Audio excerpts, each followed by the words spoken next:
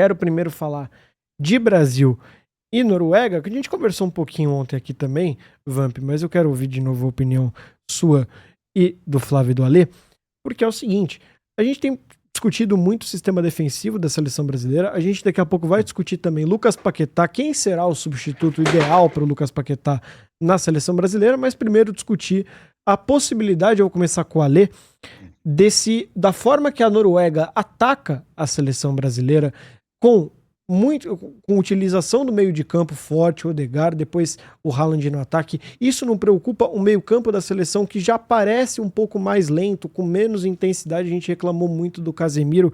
Isso em si não te preocupa para as oitavas, não, Ale?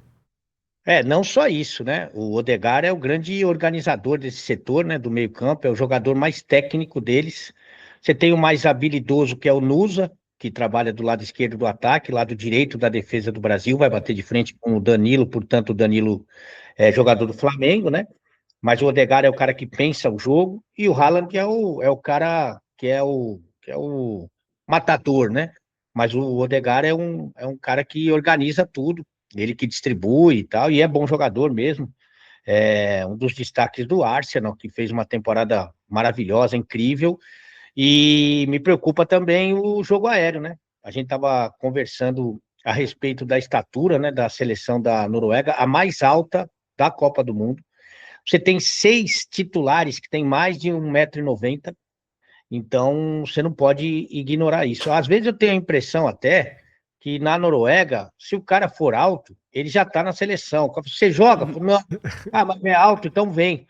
Que é um pouco do que eu penso daquele Sorloth lá, que joga no Atlético de Madrid, que é o mais alto deles, tem 1,97 m, porque, na verdade, não tem muito sentido a escalação dele, cara, porque ele tá jogando de lado, né? A ideia é que ele seja um segundo atacante, porque o time tem que confortar o Haaland, evidentemente, e para isso acontecer, o Sorloth tem que ficar no lado direito do ataque, então muitas vezes ele tem que recompor no momento defensivo, e evidentemente que não é um cara de velocidade, não é um cara que vai para um contra um, é um cara que vai povoar e vai preocupar no jogo aéreo, evidentemente, né? Então, por exemplo, eles têm um cara no banco, um menino no banco, que fez até a jogada do segundo gol, que é tipo que nem esse Nusa aí, né? Esse Nusa é o rapidinho, o habilidoso. Eles têm o Bob no banco de reservas, que faria muito mais sentido você ter esse Bob de um lado, o Nusa do outro, e deixar o Haaland lá. Mas eles têm esse Sorloth aí, que é um dos gigantes, e que me preocupa também muito o jogo aéreo. Por isso que eu acho, pelo Odegaard, pelo Nusa, pelo jogo aéreo, que eu reforçaria a marcação e aumentaria a estatura da seleção brasileira.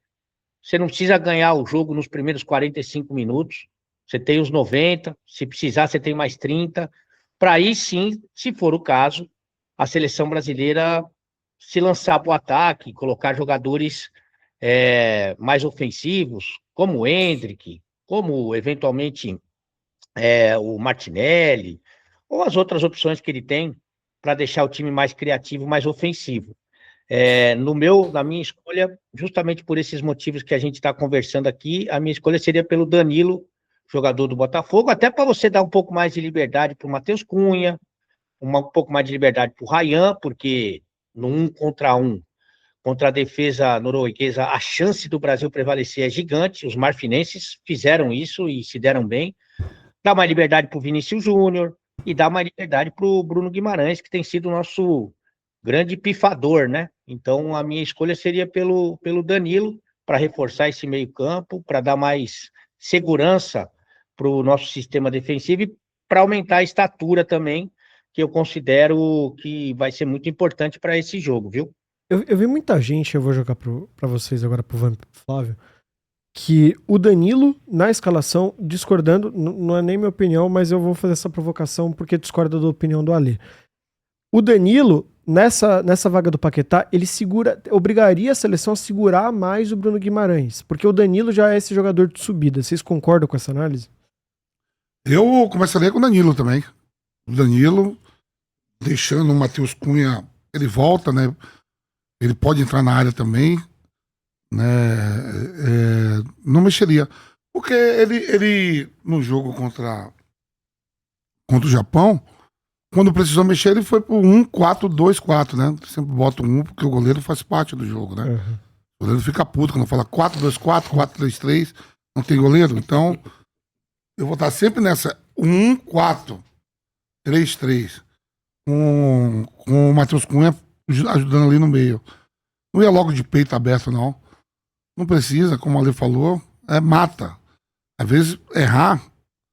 E eu acho que a Noruega não é o Japão. A Noruega tem um poder de fogo. Você pega 2 atacantes brasileiros de todo o plantel e botar com os 2 na Noruega, que é o Haaland e o Solot, tem mais gol, eles 2. O Haaland tem mais gol que todo mundo junto. Pronto. Só o Haaland, não precisa muita coisa. Então é diferente do Japão, né? Pode jogar nessa bola parada, um erro, o Haaland tá ali, os noruegueses tá fazendo de conta, não, favorito é lá os caras. Quando o japonês brincou lá, que eu não vi nada demais, o Haaland falou, não, o favorito é o Brasil. A obrigação é do Brasil mesmo. A obrigação é do Brasil. A Noruega tem 4 jogos com a seleção brasileira, 2 empates e 2 derrotas. Mas num confronto desse assim, um embate, jogadores de alto nível, todo mundo se enfrentando ali, você pega ali, hoje, os caras, por exemplo, o Berg lá, que joga no meio, ele joga naquele time que joga lá joga lá na Noruega, lá no sintético lá, Rodengrin, como é aquela porra lá, aquele time? Bodoglin. Rodogrin. O cara joga pra caramba no meio. O Bob, que o Ale falou, era do City, e antes da Copa ele era titular, agora ele tá no banco. Tem um poder de fogo no meio campo pra frente. A zaga da Noruega eu acho meio frágil. Então esse embate vai ser muito, muito legal. E eu começaria com o Danilo. Eu não iria de peito aberto logo, não. Você começaria com o Danilo também, ou Flávio? A princípio, sim. Eu acho que eu não sou muito afeito a jogar com o time todo aberto, não. Eu acho que o time tem que ser. Ele tem que ter uma cara ofensiva e não botar um monte de jogador pro ataque, né? Senão. Eu tinha um amigo, Dinho, que jogou no São Paulo, e ele falava que tem time, ele falava, porra, ele ficava louco quando metia um monte de atacante. Ele ficava lá atrás, ficava gritando, porra, isso aqui parece time de índio, todo mundo ataca. E os caras ficam lá no Forte Apache e depois dão um contra-ataque, essas flechas tudo em mim. Fica louco, ele ficava maluco, né? Então, eu guardei muito essa coisa. Tem que ter um equilíbrio no meio campo, né? Estamos com o Vamp aqui, que foi um baita do meio campista. Não adianta sair com tudo, 4 atacantes, todo mundo lá, mesmo que o cara volte. Uma coisa é o cara voltar para fazer uma sombra, para ajudar. Outra coisa é um cara ser especialista na matéria. E aí você tem um cara como o Danilo que chega, é mais fácil. O cara que tem um poder de marcação, trabalhou nessa função, e chegar no ataque do que o contrário. Do que você querer, por exemplo, sei lá, que o Ryan até faz, mas ele não vai ser o Maicon, pode até retomar a bola, mas não é dele. Botar esse cara pra voltar demais fica longe do gol, pô. Exatamente. Então eu acho que... Equilíbrio. Você tem um cara que faz isso. O Danilo chega bem, ele chuta na entrada da área e tal. Bruno Guimarães também chega. Por trás dando esse equilíbrio. Eu escutei a coletiva a coletiva não, né? A entrevista de pós-jogo do Ancelotti, e ele comentou sobre o Gabriel Martinelli também ser esse cara camisa 8. Não entra na discussão pra vocês pra substituir o... Se o Martinelli entrar, aí vai ser aquele 1-4-2-2-2. Porque fica o Martinelli e o Matheus Cunha, o Vinícius Júnior de um lado e o Ryan do outro. Exatamente.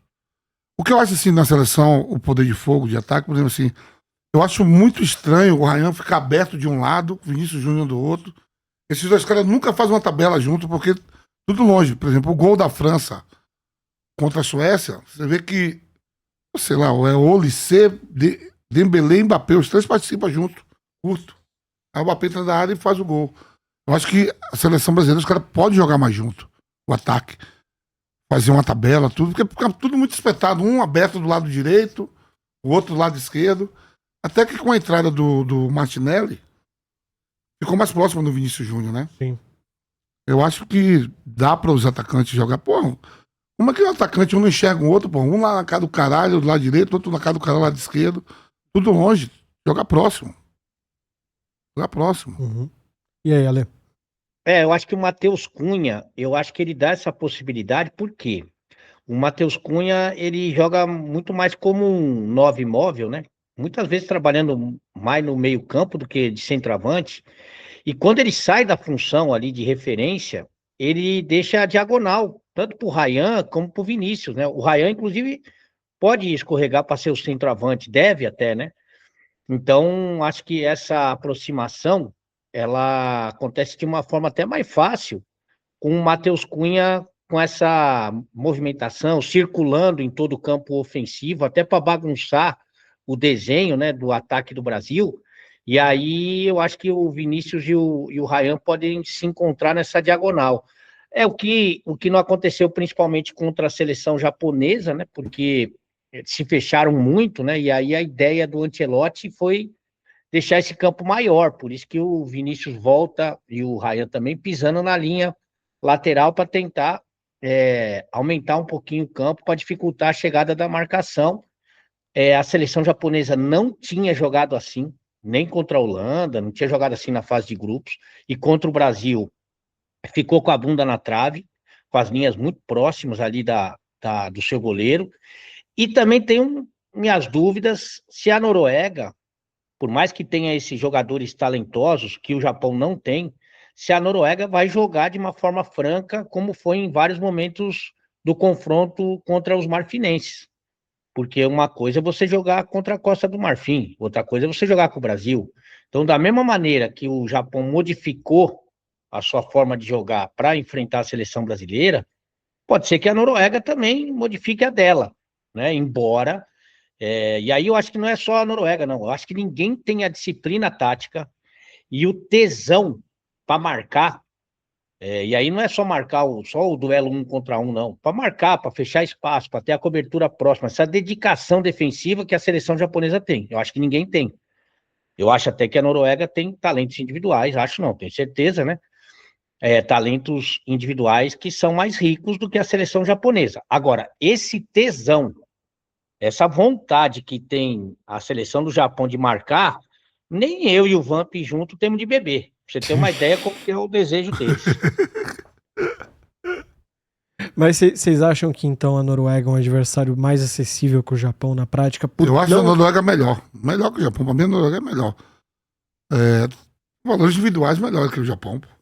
Como time, de repente, pode ser que o Japão seja mais. Mas nos valores individuais, você tem. Todo mundo tá falando assim: o embate do Vinícius Júnior ou do Gabriel Magalhães com o Haaland. Pô, o Vinícius Júnior enfrenta direto. O City tá pegando direto o Real Madrid. O Odegaard joga no Arsenal. Joga do lado do Gabriel Magalhães, enfrenta os caras tudo ali que jogam na Premier League, enfrenta o Bruno Guimarães, Casimiro, joga pela Liga dos Campeões. Então todo mundo se conhece hoje, né? É Sorloth, né, que joga no Atlético de Madrid. Sim. Ele enfrenta direto. Vinícius Júnior lá pelo campeonato, pela Liga, Copa do Rei, Liga dos Campeões. Não é novidade, todo mundo aí se conhece. Mas você não consegue imaginar exatamente com base nisso que o Ale falou. Agora que você falou é verdade. Pode começar com... Eu não sei, porque quando começa a Copa do Mundo, nenhum de nós acertou que o Igor Thiago ia ser titular no primeiro jogo contra o Marrocos. O adversário mais difícil. O Douglas Santos, o Alexandre, ainda tudo bem. E o Ibanez estava ali, né?